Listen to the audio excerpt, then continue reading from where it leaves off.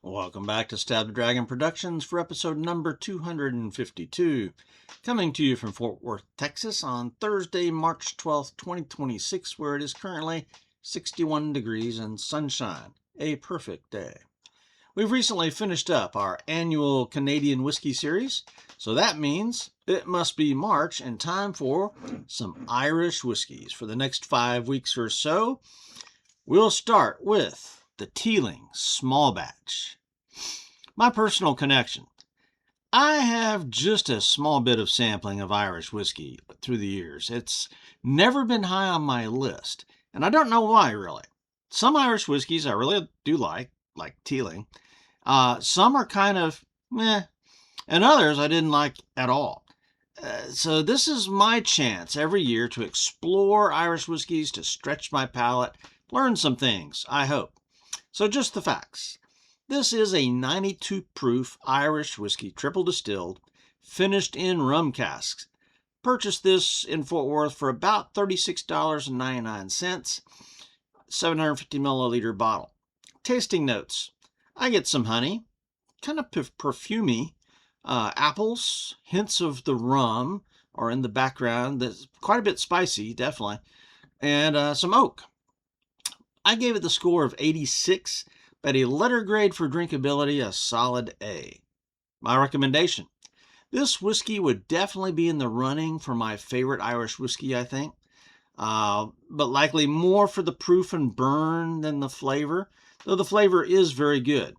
If you drink Irish whiskey because you like a smooth, no-burn experience, I wouldn't recommend Teeling, because this has got a distinct burn at 92 proof, which is one of my chief reasons for liking it. I mean, this is a bolder whiskey. Spicy, burny.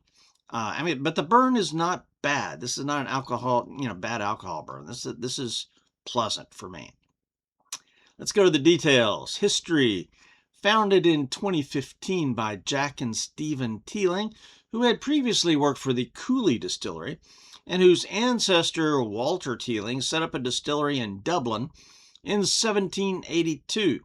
And so when they constructed this distillery in Dublin, it was the first new distillery in 125 years. So for history, 4 out of 5. Bottle, label, and marketing. The bottle is round, slightly smaller at the base than the shoulders. Obviously kind of a smoky black, but you can see through it. And so you can check on the whiskey level. And I like that. I like colored glass, but I also like being able to see the whiskey in there a little bit. I don't necessarily have to see the color. So I really like the colored glass here.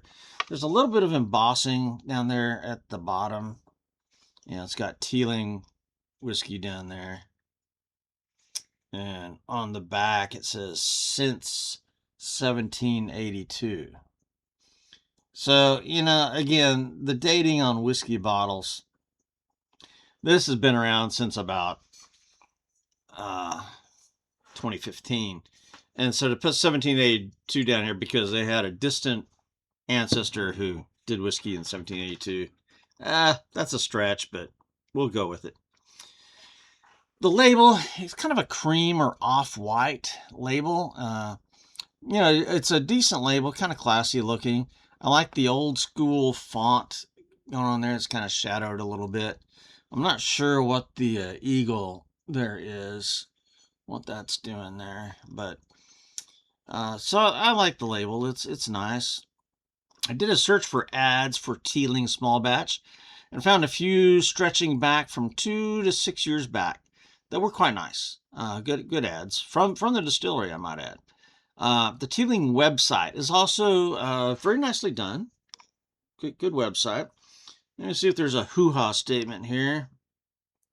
We are the first distillery to open in Dublin City for 125 years. Yet, whiskey making flows through our family's veins. Over 2 centuries of it. It is our deep Dublin roots that give us confidence to do things differently. This small batch bottling consists of hand-selected casks of bourbon cask-aged Irish whiskey, which are given further maturation in ex-rum barrels imparting a unique dried fruit character. This is not how everyone makes Irish whiskey. It's our way. That's the spirit of Dublin. All right, it's got a signature from Jack Teeling. Now there's some gold print on here that is extremely difficult to read. Gold print on a cream background that's very tiny. I can't even read it with a magnifying glass, so not sure what exactly that's saying. But we do have a batch number SB51. So for bottle label and marketing, 5 out of 5. The appearance of this whiskey. All right, let's pour this.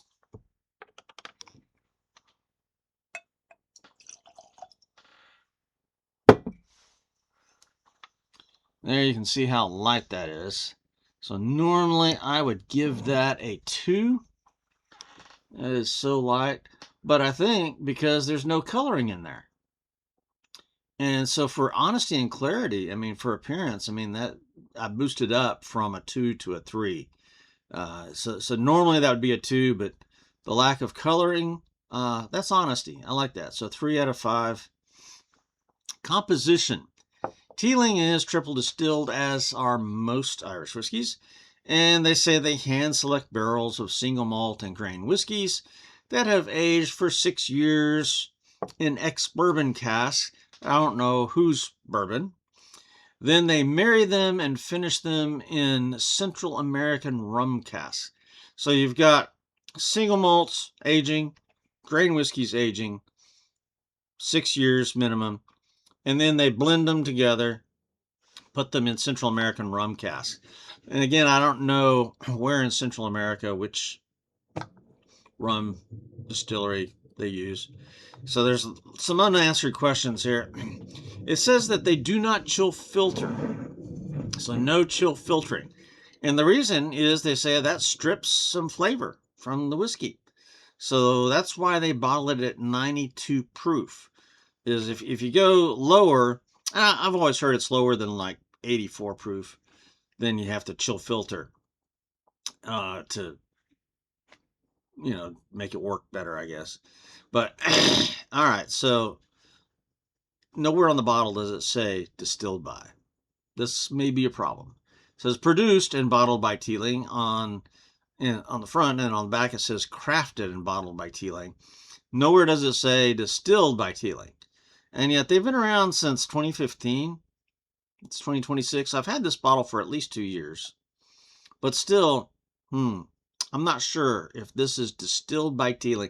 I did a research on the web, and Mr. AI answered and said, yes, they distilled it, but I don't trust it. So I don't know. Again, batch number SB51, and I did a search for that. And again, the AI said, yes, they distilled it. So I don't know.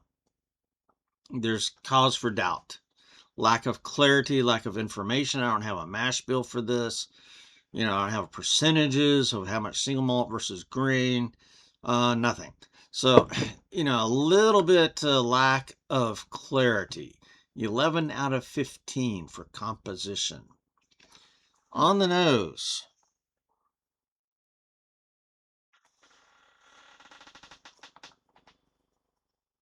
Very pleasant nose. Honey, floral, perfume,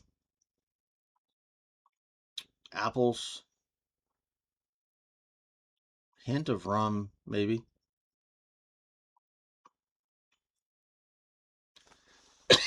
So that's a nice nose.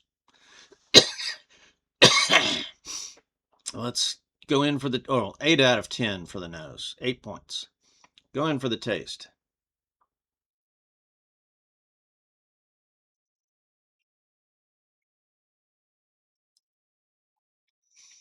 It's true to the nose. You get the honey, the apples, a little bit of perfume, hints of the rum. Very spicy though. A little bit of oak comes through, but the spiciness here is what's surprising. Previous examples of Irish whiskey tend to be very smooth and silky. This is a little bit This is almost like a rye. I mean, it's very spicy. And you combine that with the proof. It's very sparkly, and you get a little nice little burn from the proof.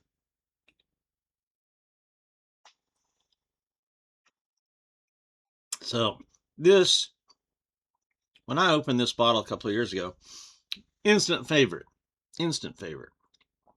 because it's unlike other Irish whiskeys I've had. The flavors actually remind me closer to an American rye in a lot of ways. So taste, 22 out of 25. Mouthfeel, burn, and finish, and I've already talked about that a little bit. It's got a good mouthfeel, but that burn is decent for 92 proof. And this is, I think the burn is really what makes this one of my favorites. Again, a lot of people prefer smooth, mild, silky whiskeys, and there's nothing wrong with those. I like some of those too. Jameson Triple Triple comes to mind. Okay. But when you're used to bourbons and ryes, something like this really leaps out at me. And so that mouthfeel, the burn, the tingles all work in together along with the flavors. So the burn and the tingles linger a little bit longer than the flavor, I think. So I'm going to give it a medium finish. 13 out of 15 points for mouthfeel, burn, and finish.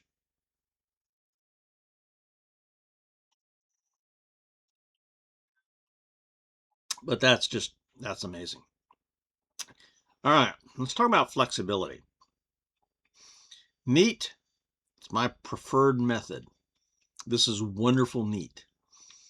At 92 proof, as tingly, burny as this is, and again, it's not an ethanol yucky burn. This is a very nice, pleasant burn, but it's noticeable. I think this would do well under ice if you have to have ice. I don't do that, but now as a mixer, though, here's where it gets a little bit sticky. On the website, it gave a couple of recommended cocktails, one of which included pineapple soda. Well, that sounded good to me. I mean, you get that Caribbean rum cask, Central American rum cask going on in here, along with the fruity nature of Irish whiskey. And I thought, okay, I'll do well, I don't have a pineapple soda.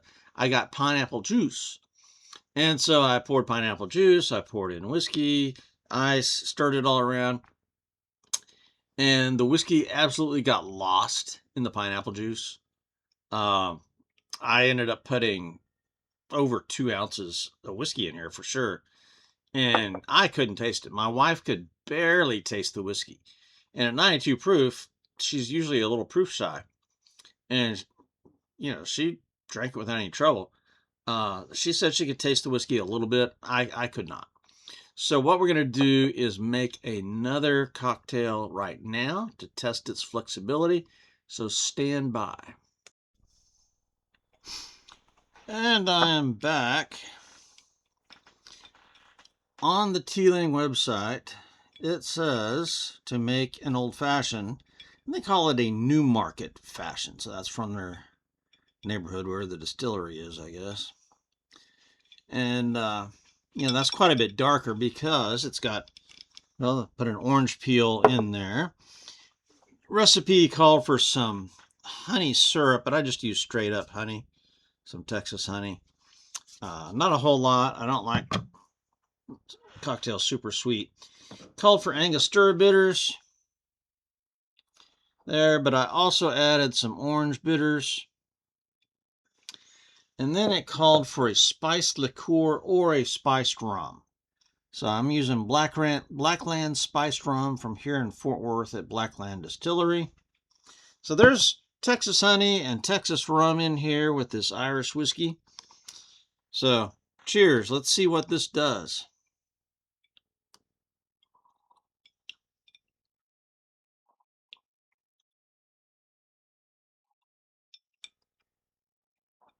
That is pretty good. I think I might should have added a wee bit more honey. And this definitely leans towards the bitters and the orange peel, which is fine for me. That's fine. This is within my spectrum.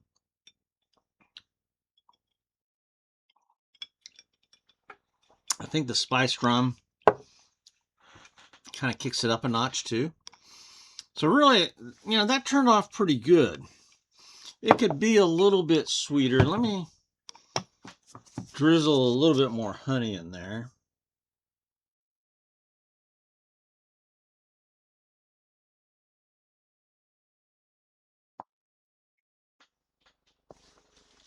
Maybe. Trying not to get too much. Like that. I left my stir in the other room. Just a minute.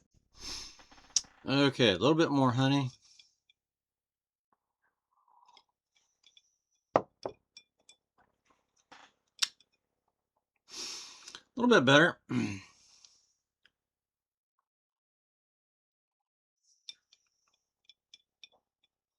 I'll have to play with this one a little bit more. Something's just not quite right there. I don't know. I did the orange bitters. The recipe didn't call for the orange bitters. I just kind of did that. So I might have put too much Angostura in there. I'm not sure.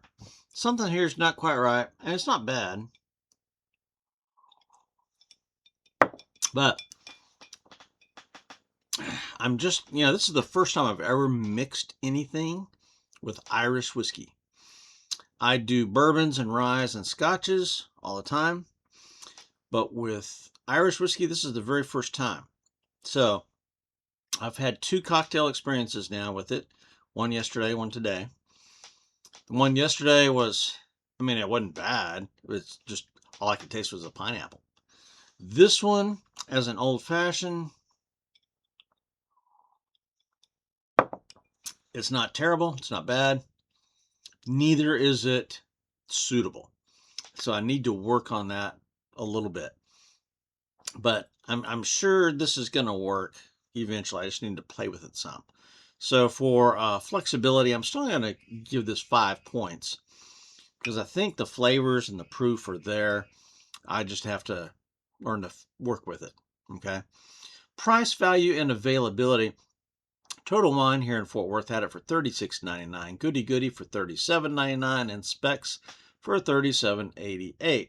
So I think it's excellent availability. The price is righteous. The quality is there. So 10 out of 10 for price, value, and availability. Bonus points. 5 out of 5 because this is in the running for my favorite Irish whiskey. I really do like this. So this gives me a total point score of 86. Letter grade for drinkability, a solid A. My analysis and recommendation. Again, this is definitely in the running for my favorite Irish whiskey. But likely the proof and the burn really influences that. The flavor's good. I like the flavor, but the proof and the burn really carry this a lot for me. So if you drink Irish whiskey because you like that smooth, no burn experience, I don't think I'd recommend Teeling. It's got a distinct burn at 92 proof. And that's my chief reason for liking it. So there you go. The proof does make it more flexible, however, I think. This whiskey is quite unlike all the other Irish whiskeys I've had up to this point. And so, it does kind of remind me of American rye, I think. So I do highly recommend this. But if you are a little bit proof shy, then maybe not. All right. Coming up next. Tomorrow is Friday the 13th, which means it is Friday. F-R-Y-E day. Friday. So I do hope to do a video on my intro to whiskey series. What is rye whiskey? That will be tomorrow. There's going to be some practical applications along with that. For now, this is Stab the Dragon Productions, out here.